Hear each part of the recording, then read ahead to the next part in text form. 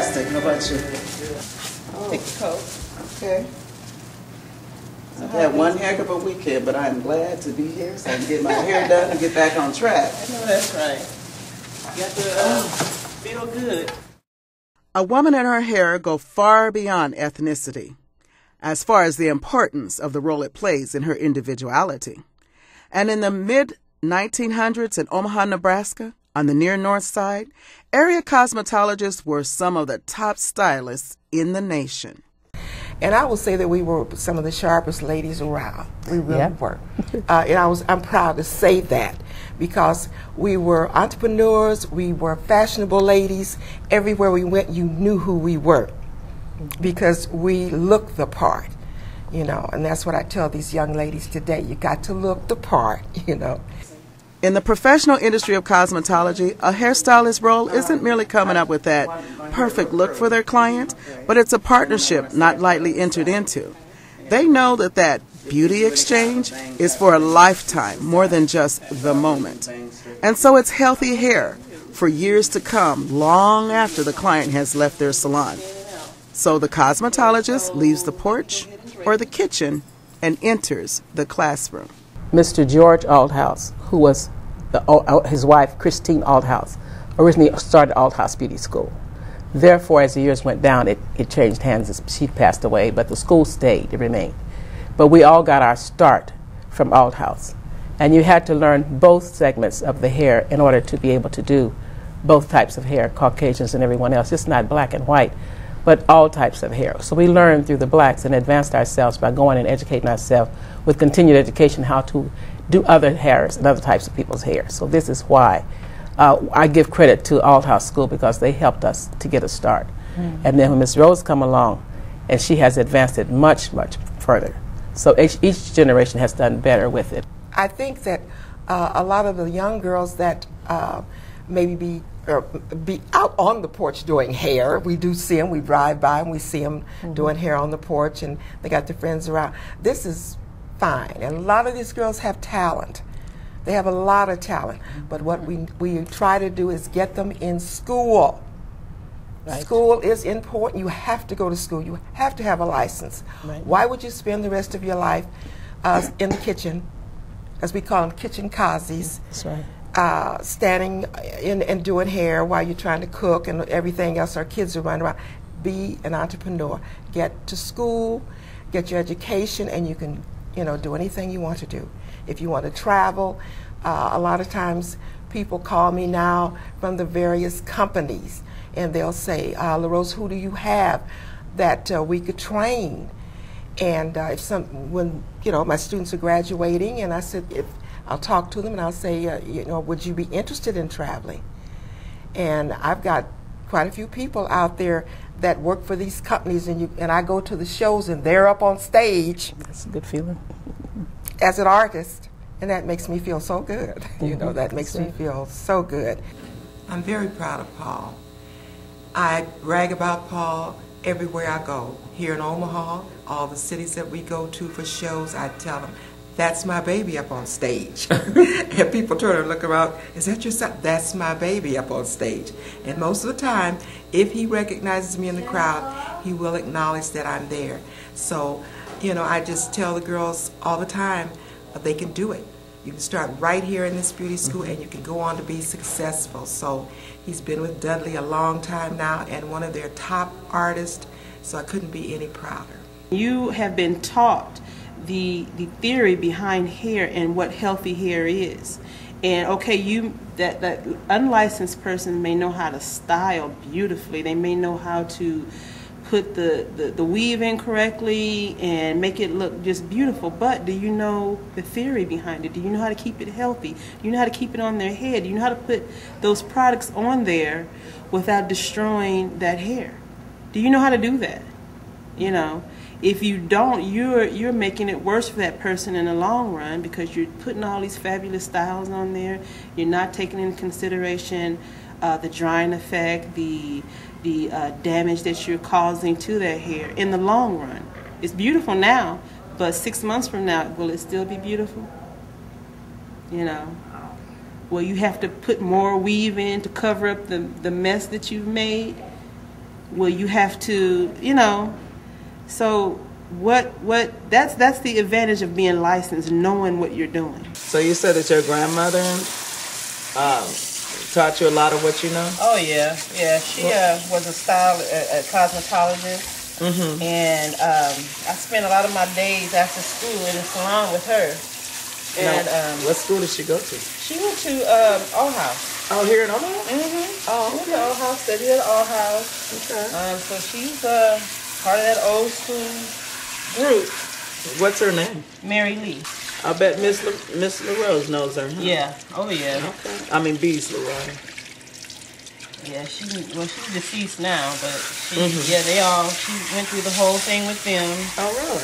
And she taught me half of everything I know, and the other half I got from Miss Rose and Miss Martha and, you know, Miss Moore and all those ladies. So you did go to school, even though you were learning at Grandmama's knee? Mm-hmm. That's right. That's right. Because it was a time where she would be so busy, she didn't have time to do our hair, and everybody in the family's hair. So that's when she started teaching me how to do it. So I would do everybody's hair in the family, and that would free her up to do whatever she needed to do. So. Are you the oldest of a group of siblings or something? I'm the second oldest of my mom's kids. So. Yeah. So she just kind of saw that you were into that, or what? She saw that I was into it, and after she had taught me a lot of stuff, you know how you do when you're a kid. You refuse to know that this is what your calling is. Oh, so you decided? So I went to do something else? Yeah, I was going in a different direction, and then right in high school, I said, well, you know what? I'm gonna go to All House. I called, made the arrangements to go in, and you know, get my schooling started, and didn't show up, didn't go. Now you seem younger than me, so All House was still going on there? Mm-hmm. Yeah, when I was in high school, it was still going on. I mean, no disrespect, but what year was that? That was in '84. Wow. Is it still open today? No. Okay. It's closed. Okay. So my last year of high school, I called and made arrangement to come down, but then didn't go. Okay. Decided, no, that's not what I wanted to do. I'm going to do something else. So what seemed to make you turn back around? Well, to make a long story short, my kids. You know, I had, I was going to school for secretariat, which is something I didn't want to do, but just went because I wanted to go to school. And my son had came home from school one day and said, Mom, are we poor? And I said, why would you say that? Because every time that we have something at school, you have to go and borrow the money to get it for us, or you don't have it. And I said, well, that makes you think we're poor? Well, yeah, because all the other kids, they have it. You know, I said, so you think? He said, no, they have it. They get to buy books, they get to do this and do that. And that made me decide I need to do something now. You know, my son thinks we're poor. And we don't have nothing. So I need to do something. So that's when I called Miss LaRose and asked about the program and everything. And the next day I was here. And I got enrolled and got in school the next week. And it was because of my kids, my son. I didn't want him to think, or to think that we were just dirt poor. And that's the way he was growing up. And he didn't have, so I decided to make a change. Back in the day, in North Omaha, stylists weren't only known for their beautification techniques. They were family. I think that Miss Allhouse, Miss Christine Allhouse, started this beauty trend here in this city. She was just a fabulous lady, and she loved her field and was a great teacher. Mr. Allhouse was supporting her. You know, this man supported his wife. He was behind, and we loved Mr. Allhouse. Yes. We all called him Daddy George.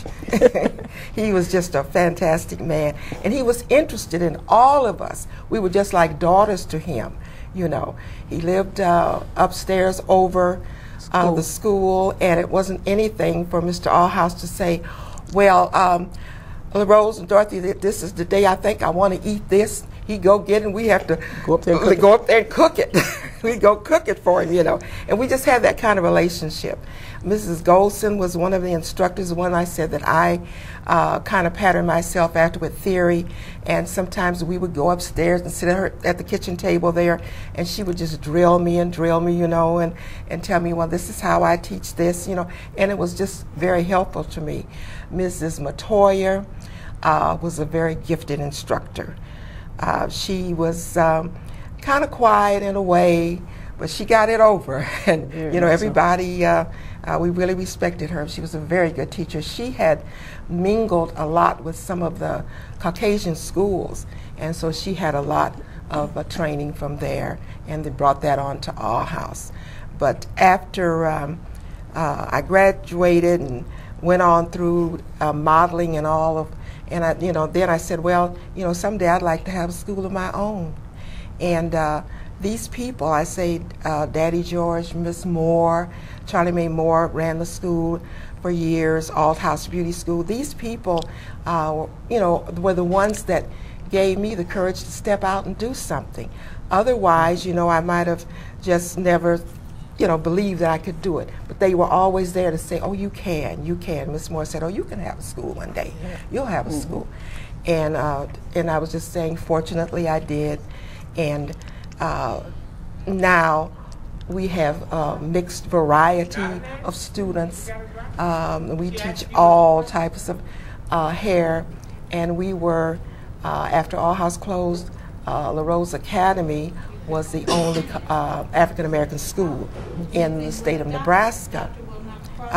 Now, La Rose Academy is the only apprentice training salon in the state of Nebraska. There's only two, and I'm the only one here in this state, in Nebraska. So they are the pioneers. The beautician is teacher, friend, encourager, doctor, all rolled into one. And like a doctor or that trusted friend, the stylist may have to rescue ill-treated hair and design a revitalizing program to bring the hair back into its lustrous, bouncy, strong, and healthy state. Now, we've always been leaders in the community. We were big in our churches. We were leaders in our churches because people just looked for us to know how to do things. Sometimes, you know, they would come, we didn't know how to do everything, but they thought we knew how to do everything. So we were very, I can remember Miss Littlefield being up to Salem Church. She was big in Salem, and they loved her, and she was just a wonderful person, you know, and a very influential woman in that church. So we were just everywhere, you know. Even in the schools, I know I have been to many schools and career days for the students, and you know, trying to interest people into coming into the field. And a lot of the girls that we had in our school, Allhouse and my school, came from career days, going to the schools and talking about a career in cosmetology. And guys too. You know, we had our guys. I've had some very wonderful young men, very wonderful young men that I, some from out of this city that went to school at Allhouse. And I can remember the days, you know, when some of them I see, like I say, I have 2 or 3 now that are on stage. And boy, when I walk through there, you know, they start hollering. There she is, that's Miss LaRose, you know. It makes me so proud. I just feel, you know, taller than I am, you know, because here they are, you know, they didn't think they could do it, and sometimes they wanted to give up. But I said, oh, you can do it. You can do it. And it's just wonderful to see them on stage as a tech doing this work. And I love doing teaching my clients how to take care of their hair, because it makes my job easier. If I teach her what to do when she's at home, then when she comes in, my job is easy to get that relaxer on and off and flat. I don't have to sit there and say, give them a whole lesson all over again about their hair, and I don't have to do that. Once I start teaching her and all that, my job is easy. You know what I'm saying? And a lot of stylists say, well, if you show them, if you teach them, then you won't make that money. They won't come as often. I don't want them to come that often. I want them to come with healthy hair so I don't have to work hard. I don't want to work hard. You know, I don't. Then you feel she actually cares, you know, and I do, you know.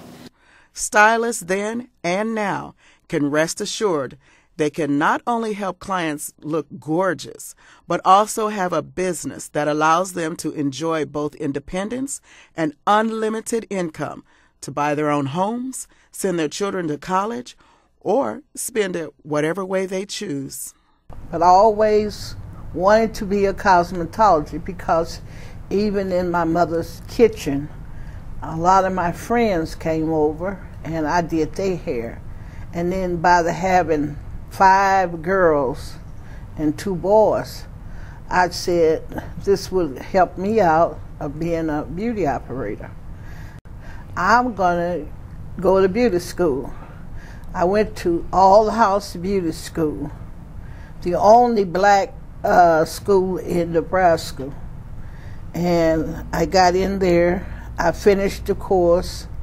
I'd taken up my instructor's, got my instructor's license. Then I went on out into All House, had a beauty shop on one side and a school on the other side. I worked there for a while. Then I went into my own salon. Oh, yes, you want to talk about Mr. Watson? Boy Watson. Oh, Watson. Mr. Watson, he was a great cosmetologist. And he joined our sorority as a fraternity. And he was in Alaska, and he was amazed because he was doing hair in Alaska. And he came on back to Omaha, and he had a shop on 24th Street, Watson Last Word Beauty Supply, beauty salon. And he did men's and ladies' hair. So you see, he was a great hairdresser. He knew how to talk to people. He knew how to get them to come in and buy wigs and hair pieces, and like we would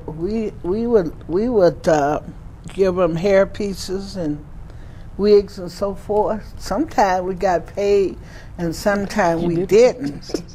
But Mr. Watson, when you got his wigs and his hair pieces, he was a man that he would go out and he would call them out. That's my hair on your head, and you owe me. So they would have to come on and give him his money. But with us, a lot of times they wore our hair off their head and they didn't give us a dime. And then we had Phil's. He's still in the business. He was on the stage. He was a stylist that he taught. He worked for Sheen and different companies, big name brand companies. From Omaha? From Omaha, and they taking us all over. I remember one time, the young man that we worked for, he carried us all over the world. We went to the Bahamas. We went to every city in America, showing them how to do carefree curls, wave nouveaux, and he still is in the business of doing that. And where I got a lot of my training is when I went to the young man from a salt sheen product. Mr. Gordon was the owner of the salt sheen product. At first, it was California curl, and everybody was getting a Jerry curl. Willie Mahal. And then came Mr. He got the Carefree curl, and then we went all over. We went to California. I know I went to California. I went to Chicago. I went to Atlanta. I went to the Bahamas. And he really wanted me to go to Africa to show them how to do a curl-free curl, because over in Africa, it's so close to the equator, everything is hot. And he wanted me to go over there. But by me having 7 kids, I couldn't go. But I really should have went and got the training, because right now, Mr. Gordon, he sold his company maybe about 3 or 4 or 5 years ago, and but he went all over, and he was a black man. We also had, she touched off on Willie Morrow. He was a black chemist as well as a cosmetologist. He's out of California. He had California Curl, and he's still active. He's aged, but his company still goes on. And it was just wonderful. And we had a young man that we used to tour buses. Like she said, the hairdressers, a lot of us got to go, well, the charter bus, say maybe like Miss Rose would charter a bus, or the sorority would charter a bus. And hairdressers would come and pay up, and we would all go. And that's how a lot of people went on charter buses to the different shows to find out what's going on all over the world. So we learned a lot through touring and traveling on buses, as well as those that could not go individually, as Miss Martha did. So many people couldn't go that way, but we went on tours and buses. But she brought a lot back to us and even taught classes, teaching us some of the things that she had learned in Toronto County and other places. Also, we had the one you were talking about, young men. You were talking about Philip McLean, and there was a long time ago, you guys might remember him, John Delane. Remember John? He used to work here at Delane. One of my dear He was friends. one of the good, and they were good, and they walked away knowing what they were doing. And when you go and see a man come in the salon and ask for you to do his hair, as opposed to maybe his barber friend, then you're doing something that they like being done. And then they send their children, their children's children.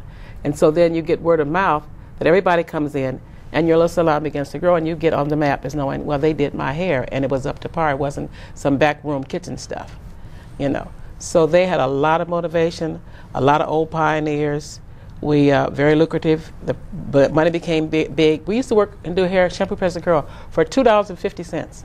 We were getting no money, and we barely got more as the time went on. But as time went on, the products got better. We'd get better, but everybody charged according to their ability. And then people got into the thing of not trying to get this or get that. Instead of going to school and getting it the right way. You can throw something together. As the old people say, you can mam it together, but you cannot make it work.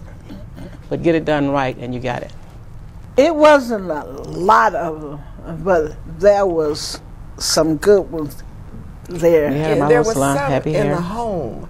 Yeah. You know, quite a few of them had their Home salon salons. right there in the home. Nowadays, They were it's licensed. very hard to have your salon in the home. The regulations have changed, so and you have to have outside interests. You have to have the salon has to have its own restroom, various things that you have to do now that they didn't have to do. And so they were able to take a section of their house and have their salon. But now it's a little more difficult. They don't, state doesn't pass, give them license for home salons like they used to. That's true. We probably had the largest school. And Miss Rose has a nice school. Talk to me about that. What do you mean the largest? Well, all house, we probably had, our school was probably larger than Kansas City, and some of the That's other right. states had more students and had more instructors. Right. Than, yes, right. And here Right in in Nebraska. Started from 24th and Maple, and we moved here. And then again, when I taken up my competition and I go to different cities, I remember I got first place in Chicago, and the people told me, where are you from? They never heard of Omaha before. Cowtown. It was really, really funny because I was her model, and you know, she had won this huge trophy, Right. and we got on the elevator, and we were going up to the room, and this young man, there was a couple of young men on there, and some other people, and this young man said, "Oh, you the ones that won," and I said, "Yes, this is the artist here," and he said, "Where are you all from?" And I said, "Omaha, Nebraska," and they say, "Omaha who?" Nobody knew, you know, Omaha. They you know? never could say it. And he said, "You're kidding," you know, they thought we were from California or New York or somewhere, you know. Y'all have cows and Nebraska. things out there, They horses. have horses out there. I said, ain't no horses in Omaha, Not for transportation. not for competition.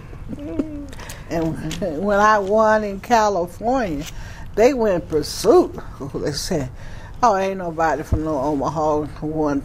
"You ain't from no Omaha." I said, "Yes, I am." Years ago, people a few of them used to say, "Well, we want to have put on something for a fundraiser, so we can do this to charter us a bus. Let's do this as a group of people, hairdressers, and get it together." You could do things like that. Maybe nowadays they sell candies in it, but nobody wants to do anything now. It's just like, I don't have the money, I can't afford it, it's not in my budget, I can't do it. What do you mean? Well, especially our sorority, we work together. If there's anything that we wanted to do, we did would it. do it. You know, we'd, We you know, might have like to- I say, our fashion shows and so forth, we put those on, and people look forward to them, you know, going to them every year. And we have plenty of money to do what we had to charter a do. bus or whatever, you know. So we work together. One of the keys that we had, as I say, back in the day, we work together. That's right. It was no big We eyes and little U's. respected each other, and you know, it's just like a love thing between us. You know, people would see us. I know I had a class a few months ago in the school, and some of the older operators came, and young operators were sitting there, and the old operators come in, and we'd see each other, and we run and grab each other and hug, and it was like a love fest, and they were looking at us like, what's wrong with them? What is wrong with those things? They losing But it? we genuinely had a love. If anything happened to one of us, like if someone in our family died, everybody was there. Yes. Martha had a fire one time. All of us was right there, you know.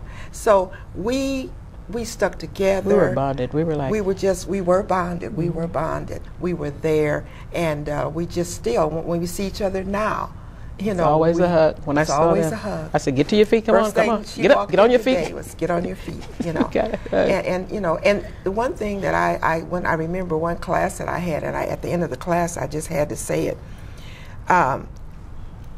This one saying that people have, "I'm better than you," or if you're not becoming to him, you should be coming to me. All that me. See, I think that's what has made some of the younger beauticians so distant from each other. Everybody thinks I'm better than anybody else, you know, and you can't be. It's There's not like always that. going to be somebody coming along way Got a back little bit down, better than you. Always someone better than you. Nobody is ever the best, you know. And I think that's what's happening now. Why, you know, they're not as close as we all were. Too many big eyes. And you know, they did a lot of stuff. They had a lot of more closeness than they do today. You know, What do you mean? they used to do hold big parties and do charity events and do things like that with one another. And I mean, it was more on a glamour scale than they do now. You know, they made it like, you know how you used to see those glamour Hollywood parties back in the day, where the furs and they going into the big glitzy parties. That's how it used to be back then. I can remember my grandmother dressing up in her gowns and furs and stuff and going to the galas that they used to hold. So you kind of missed it? Well, I miss it because I didn't get a chance to do it. Well, you know, the charity events that they had, the ball they had dressing up, and then the sisterhood when somebody got sick or one of their family members died, how they all came together, bonded together, pieced money together to do whatever they had to do for that person, things like that, you know. The actual stories of what they did at the parties, I can't even remember, but at the time it excited me to know that, you know, I want to do that. I want to go to a hair show. I want to, you know, be a part of that. And I did, you know, after learning about what the kind of things that they did and the fun that they had and the friendships they grew to have from people all over the country. You know, and I thought, I want to do that. I want to go there. I want to have fun like that. And we did. And do you go to very many shows now? I haven't been here lately, but I have made a plan to go to the one next year in Atlanta and one in New York. So, I mean, have you and the other cosmetologists talked about, you know, joining together to do it? Maybe bringing back some of that, you know, let's travel together thing? We have. Nobody really knows how to get that started again, so we've been trying to rely on some of the older ladies to help us out with that. We have one lady that said that she would, and if we have to get enough people who would want to be a part of it before she would send away to the league to get the information to get it started. There is an association, but it's not here that I know of. I just know of what I've heard them talk about. And as far as I know, it's been what do they call it? Defunct? Is that what it's called? Yeah. So does it take that much to get an association? I think that there is a fee. Some kind of fee. That's all I know. And then the members, you have to have so many people to be a part of it. That's all I know about it. And in keeping with the rich tradition in cosmetology in North Omaha, today's stylists continue to build on wisdom and knowledge that was before them, while at the same time achieving higher and higher levels of excellence in hair care and ongoing client relations. Make no mistake about it, that just right look, that just right style is directly tied to the essence of a woman's being and the world she must encounter. I like that. And seriously, I love it. Thank goodness for all the years that cosmetology in Omaha is still keeping us looking like a star. They still got it. Omaha is still #1. Okay. Yeah, ain't got to leave home to get it done. Seriously. So you thank your grandmama and old house, and I thank you. I thank them every day myself. Thank you. Seriously. Thank you. And thank you, God. Thank you, God. A new me unleashed on the world again.